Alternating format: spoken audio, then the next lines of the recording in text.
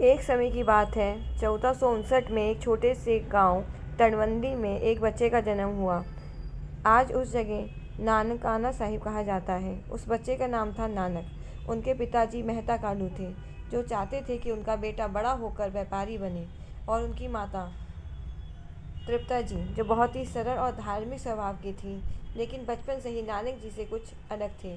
यहाँ बाकी बच्चे खेलते कूदते थे, वहीं नानक जी चुपचाप बैठकर सोचते रहते थे, भगवान कौन है, हम यहाँ क्यों हैं। उनकी बड़ी बहन बेबे नानकी उन्हें बहुत समझाती थी। उन्हें लगता था ये कोई साधारण बच्चा नहीं है। जब उन्हें पढ़ने भेजा गया, गुरुजी अक्षर सिखा रहे थे, लेकिन नानक जी ने पूछा, अगर ये पढ़ाई मुझे भगवान तक नहीं ले जा सकती तो इसका क्या फ़ायदा है। गुरुजी हैरान रह गए। एक दिन उन्हें गाय चराने भेजा गया, लेकिन वो ध्यान में बैठ गए। गाय खेत में चली गई। लोग शिकायत लेकर आए, लेकिन जब खेत देखा गया तो फसल बिल्कुल सही थी, जैसे कुछ हुआ ही नहीं हो। लोग समझने लगे कुछ तो खास बात है इस बच्चे में। एक दिन उनके पिताजी ने उन्हें 20 रुपए दिए, जाओ अच्छा व्यापार करके आओ। नानक जी रास्ते में जा रहे थे, तभी उन्होंने कुछ भूखे संत देखे। उनकी हालत बहुत खराब थी। नानक जी रुके, सोचा और फिर बिना एक पल सोचे सारे पैसे उन्हें खाना खिलाने में खर्च कर दिए। जब वो घर लौटे, पिताजी गुस्से में, तुमने क्या किया। नानक जी बहुत शांत थे। उन्होंने कहा, मैंने सबसे अच्छा सौदा किया है। भूखे को खाना खिलाना ही सबसे बड़ा काम है।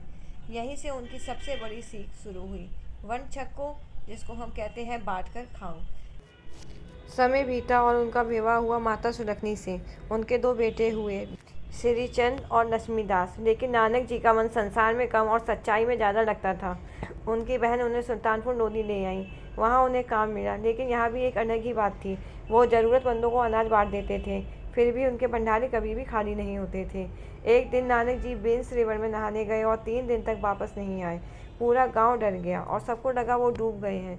लेकिन तीसरे दिन वे लौटे, और अब वो पहले जैसे नहीं थे। उनके चेहरे पे एक अलग ही चमक थी, और उनके पहले सब थे, ना कोई हिंदू ना कोई मुसलमान। मतलब इंसान सिर्फ इंसान है, इंसान से बड़ा कोई भी धर्म नहीं है। उस दिन के बाद नानक जी का पूरा जीवन बदल गया, और अब वो पहले जैसे नहीं थे। उनके चेहरे पे अलग ही चमक थी, और उनके पहले सब थे, ना कोई हिंदू ना कोई मुसलमान। मतलब इंसान सिर्फ इंसान है, धर्म से कोई बड़ा इंसानियत नहीं होती है। उस दिन के बाद नानक जी का पूरा जीवन पूरी तरह बदल गया। अब वो सिर्फ एक इंसान नहीं रहे, वो बन चुके थे एक मार्गदर्शक। और अब शुरू होने वाला था उनका सबसे बड़ा सफ़र। अगर आपको कहानी पसंद आए तो लाइक कमेंट शेयर करिए, और जल्दी ही हम लाएंगे इसके आगे का आपके लिए नेक्स्ट पार्ट। तो प्लीज़ सब्सक्राइब आवर चैनल।